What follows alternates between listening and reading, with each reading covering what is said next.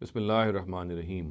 قرآن مجید کے بارے میں جو مختلف غلط فہمیاں پائی جاتی ہیں ان میں سے آج اس کا تذکرہ کرنا ہے، اس کا تعلق سورہ لیل کے پڑھنے کے فضائل سے متعلق ہے۔ یہ روایت جو ہے یہ الوسیط میں بھی موجود ہے جو واحدی کی تفسیر ہے، اور سالوی کی تفسیر میں بھی موجود ہے۔ الفاظ بالکل ایک ہیں اور ان دونوں کے جو راوی ہیں جو مجروح ہیں وہ بھی دونوں ایک ہی ہیں۔ میں الوسیط کا جو متن ہے آپ کے سامنے پڑھ دیتا ہوں۔ اس کے الفاظ یہ ہیں کہ من قرأ سورۃ واللیل اعطاہ اللہ حتی یرضی وعافاہ من العسر ویسر لہ الیسر۔ اس کا مطلب یہ ہے کہ یہ روایت جو ہے ابی بن کعب سے ہے، جو نبی صلی اللہ علیہ وسلم سے نسبت کرتے ہوئے یہ کہتے ہیں کہ نبی صلی اللہ علیہ وسلم نے فرمایا کہ جس نے سورۃ اللیل پڑھی تو اللہ تعالیٰ اس کو اتنا دیں گے کہ وہ راضی ہو جائے گا، اور اللہ تعالیٰ اس کو مشکلوں سے نجات عطا فرمائیں گے اور آسانی کا رستہ اس کے لیے ہموار کریں گے۔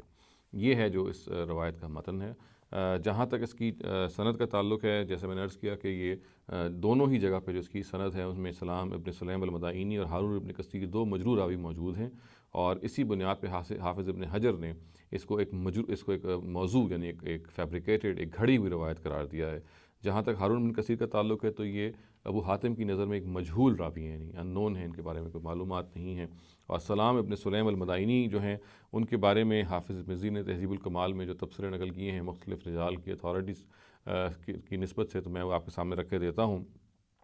یحییٰ ابن معین یہ کہتے ہیں کہ لیس بشیء، اور ایک اور جگہ پہ ان کا تبصرہ یہ ہے کہ ضعیف لا یکتب حدیثہ، اور محمد بن عبداللہ بن عمار الموصلی کہتے ہیں کہ لیس بحجہ، اور ابراہیم بن یعقوب الجزجانی ان کو غیر الثقہ قرار دیتے ہیں۔ ابو زرعہ اور ابو حاتم یہ کہتے ہیں کہ یہ ضعیف ہیں۔ امام بخاری جو ہیں اور امام نسائی ان کو متروک قرار دیتے ہیں، اور ایک اور جگہ پہ امام نسائی کے الفاظ یہ ہیں کہ لیس بثقہ ولا یکتب حدیثہ، اور ابو القاسم البغوی یہ کہتے ہیں کہ ضعیف الحدیث جداً، اور عبد الرحمن بن یوسف بن خراش یہ کہتے ہیں کہ یہ متروک ہیں، اور ایک اور جگہ پہ ان کے الفاظ یہ ہیں کہ کذاب ہیں، جھوٹے آدمی ہیں۔ تو اس بنیاد پہ حافظ ابن حجر نے جو وسیط میں جو چین درج ہے اس کو بالکل موضوع یعنی گھڑا ہوا قرار دیا ہے، اور ظاہر ہے کہ چونکہ یہی راوی سالوی کی تصویر میں موجود ہے تو یہی ہم فتویٰ اس ٹیکسٹ کے بارے میں لگا سکتے ہیں جو سالوی کے ہاں موجود ہے۔